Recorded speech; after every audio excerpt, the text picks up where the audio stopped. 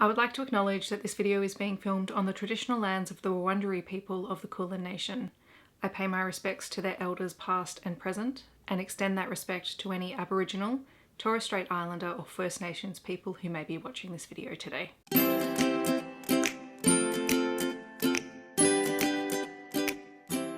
Hi everyone, my name is Steph, this is the Novelty Corner and welcome back to my channel. Today I have a books beside my bed video for you where I wrap up the last 7 days worth of reading. I was going through and writing up my notes for filming and I realised that this week felt a million years long, and at the moment, I know I've talked about this in a lot of videos, but work is insane and I'm essentially running on autopilot, so I'm reading a lot because honestly that is my coping strategy. Like I just come home and shut down and read. Like that's how I'm coping, because I literally do not have the capacity to do anything else. But by the time I get to writing up my notes, I'm like, did I really read that this week? That feels like I read it a month ago. And yeah, if I forget things in this video, that's why. Okay, so this is my reading week from the 20th until the 26th of August. I read a total of 9 things this week, plus some kids books, but I have a separate vlog coming from that. So I'm actually not including any of those stats in this particular video. They may turn up in next week's wrap up, just because I was so behind on my notes that I just needed to condense this down to what I could manage today. I read a total of 2,650 pages and my yearly reading total is 397 books. So in last week's wrap up, you knew that I was marathon reading my way through the Norcross Security series by Hackett. This is a romantic suspense series by an Australian author. I had 2 more books left. I did read those that weekend that I was filming. So the first book I'm going to talk about is The Medic, which was actually the book that I was most anticipating in the entire series. This was the one that I actually already owned on my Kindle. I think I picked it up when I was doing the vlog about doctor romances. I had no idea that this was part of a bigger series. I was going to go and read this, and that's what prompted me to go and start from the start of the series. This is the 8th book in the series. It is about Ryder Morgan, who is a former Air Force combat medic turned paramedic / volunteer at a clinic for the local community. And he has ties to Norcross Security because his youngest brother, who was just returned from active service, currently works for them. And his older brother is a police detective who also works nominally alongside Norcross Security. So we have known Ryder from some of the earliest books. He's sort of the medic on call for them, and he's very easygoing, he's very charming, and he's very full of life. And he falls for Siv Peterson, who is the newest Norcross Security recruit. She is former Norwegian Special Forces. She is one of my favourite, if not my favourite, heroine in this entire series, and I absolutely loved their dynamic. Ryder flirts with her unashamedly and she kind of doesn't get it. She's sworn off men, she's come off a bad relationship, and she's come to the States to work. She wants to start fresh. She doesn't really want a relationship, and yet he's relentless with her. But I also want to say it's not relentless in that annoying, won't leave her alone way. He genuinely wants to get to know her. And then the two are forced to work together and go undercover to investigate a drug company that supposedly has this miracle cure-all drug, but they may or may not be testing it on the homeless population, resulting in deaths in that community. This is Ryder and Siv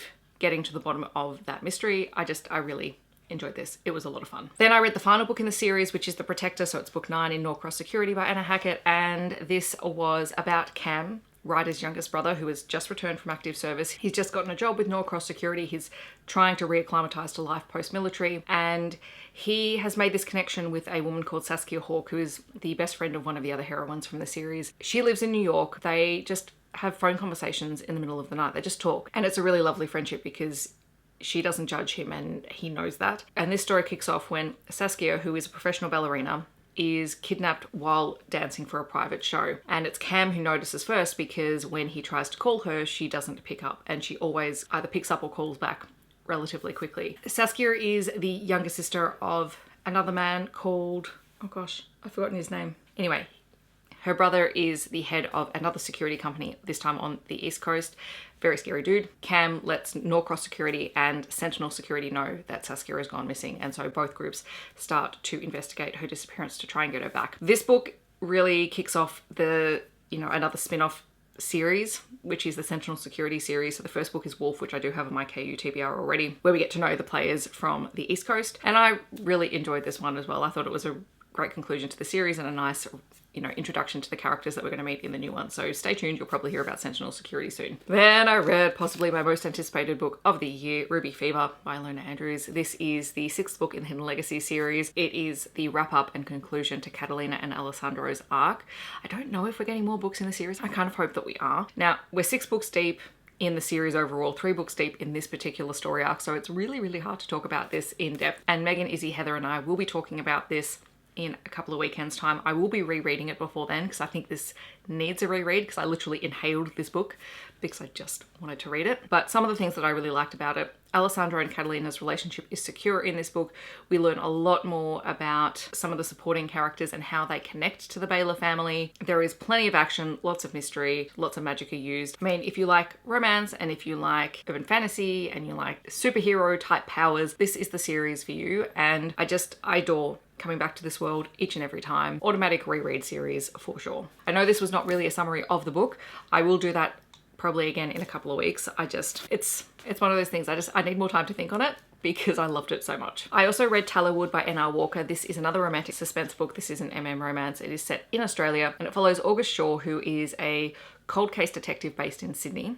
And he's sort of been relegated there because people don't really know what to do with him. He's a little bit weird and quirky and reserved because he's lived through the death of his partner. He believes that his partner was murdered by a serial killer, but hasn't yet been able to prove it or find the supporting evidence for that. I'm not sure where I left off because my sister called me in the middle of filming and now I'm very confused. But he is contacted by a small town cop called Jacob, who discovers a body in the local national forest, and he believes that it may be connected to some of these cold cases of queer men being murdered over the last 10 years. August travels to Tallowwood where he meets Jacob, and the two begin investigating this, which involves a lot of traveling to and from Tallowwood and Sydney and uncovering some pretty dark secrets. So I really enjoyed this. N.R. Walker has a really fantastic writing style.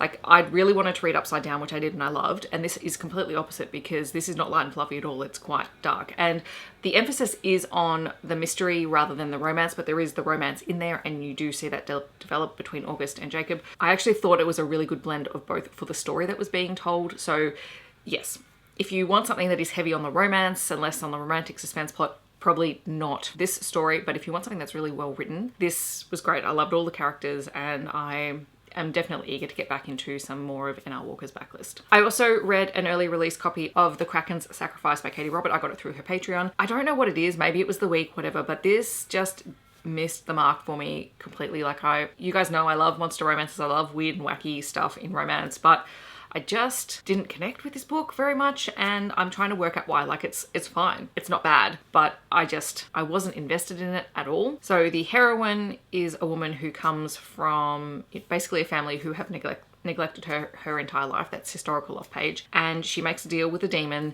to serve out 7 years in this other world in order for monetary exchange. And she is selected by Thane, who is a Kraken or descendant of a Kraken. And he's still reeling from the death of his partner a few years earlier. He's the head of his realm, but he's planning on abdicating to his younger brother, I think, or some younger relation. Yeah, he doesn't really want company. He's only doing it because otherwise he's inviting war into his territory. And so he basically ignores Catalina. Now, she is a bit of a brat, and that's, totally fine and valid. I don't particularly like reading those characters. And he is basically ignoring her. He, leaves her alone because he doesn't actually want a partner. He's just doing it for, keeping his territory safe. And so this causes the majority of the conflict. And if they're not separate, they're having sex. And I don't know, normally I would find that fine. I was not at all invested in their relationship. There are a couple of things that I did really like. This one was fantastic for talking about the fact that neither of them want to have children. I will say there is a content warning for an unplanned pregnancy and abortion in this book, but overall it was okay. I enjoyed so many other things this week compared to that. Then I read Iron and Velvet by Alexis Hall. This is the first book in the Kate Kane series. This is an urban fantasy series. There are elements of romance in it, but it is definitely not a romance. It's definitely not a paranormal romance story. It is far more urban fantasy. I was buddy reading this with Brie, and we were talking about that. I'm probably going to continue the series. I don't think Brie is going to continue the series. It was just as well written as any other of Alexis Hall's books, but I think I've spent a lot more time in the urban fantasy paranormal genre where romance is there but not often the main focus. Like, it's spread out over multiple books, and I'm good with that. Kate Kane is half human, half fae. Her mother is the queen of the wild hunt, so she has access to some magic. She's a private investigator. She's living in London. She is currently down on her luck a little bit until one of the vampire princes calls her to her club to investigate the murder of a werewolf. And Julian St. Germain is just such an interesting vampire. She is immediately drawn to Kate. She wants to keep her. She basically breaks and enters into Kate's apartment because she is so intrigued by her, and Kate is she's very droll and very sarcastic and a total character that I really love. So this is Sapphic. Kate also has ties to the Queen of the Witches, Nimue. She also is very put out by the fact that she now currently has to deal with witches, werewolves and vampires in the course of this investigation, and that the entire thing leads to her having to trudge through the sewers in the city to find Fairy because there's a big monster on the loose. And I enjoyed every second of this. I found it so fun and fantastic, and I listened to the audio while I was reading. The narrator was great as well.